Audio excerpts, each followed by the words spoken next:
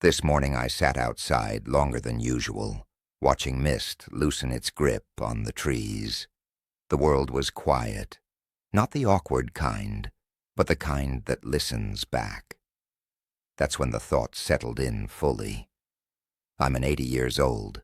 Silence changes. When you've lived this long, it stops being empty. It fills up. Every room becomes crowded with memories, voices that once argued, laughed, whispered promises. Over time, the people attached to those voices drift away. Parents go first, then siblings, friends who once felt permanent, even the person you assumed would age beside you. Eventually, you find yourself standing still while the world keeps sprinting forward. Young people look at me strangely, some with curiosity, some with pity.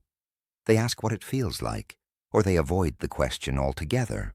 From where I sit, their worries seem so fragile, like sand slipping through fingers clenched too tight. But there's something no one tells you about reaching this age. When so much is stripped away, what remains isn't despair, it's clarity. I used to believe my life was built on what I accumulated, a career I protected, a name I tried to defend, walls, titles, and proof that I mattered. Now I look around and see how temporary all of it was.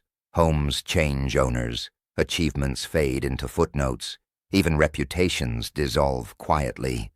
And strangely, none of that hurts anymore. What lasts isn't what you held, it's how you held it. The patience you practiced, the honesty you chose when it was inconvenient, the way you showed up when no one was watching. People aren't possessions either. We borrow them for a time. Loving them deeply doesn't stop their leaving, but it does transform loss into gratitude. If you're younger, listen carefully. Stop gripping so hard.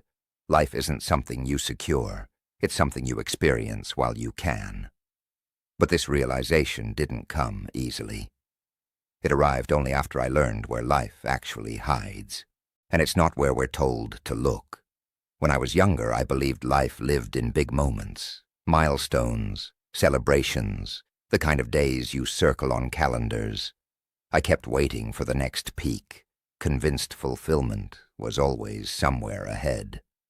But standing here now, I see how misleading that idea was. Life doesn't reside on the mountaintops. It lives in the walk between them. If I could return to those earlier decades, I wouldn't chase more success. I'd chase more awareness. I would sit longer with my coffee instead of rushing through it. I would notice how sunlight moves across the room. I would listen, not just hear the people I loved. The memories that stay aren't the dramatic ones. They're the quiet, ordinary moments that never asked for attention. Loneliness is another teacher that arrives with age. When the house empties and schedules dissolve, you're left alone with yourself. Many people spend decades avoiding that moment. They drown it out with noise, work, distractions, and crowds. But eventually the body slows, the running stops, and when it does, you either meet yourself for the first time, or you panic. Sitting with myself wasn't easy. I met versions of me I had ignored, the younger man full of pride, the middle-aged one full of fear. But something unexpected happened. I learned how to forgive myself. I learned that I didn't need to earn rest anymore, that my worth wasn't tied to usefulness. The greatest strength I found wasn't physical or financial, it was internal. A quiet steadiness, a sense that I could sit alone and still feel whole. Old age isn't frightening if you've built a relationship with yourself. In fact, it becomes peaceful. Still, peace doesn't erase regret. And there's one lesson I learned far too late about kindness and the cost of being right. People ask me if I have regrets. Of course I do. Anyone who says otherwise is lying to themselves most of all. But I've learned the difference between regret and remorse. Regret is wishing you'd tried. Remorse is wishing you'd been kinder. I regret the chances I avoided because fear felt safer. I regret the words of love I swallowed out of pride.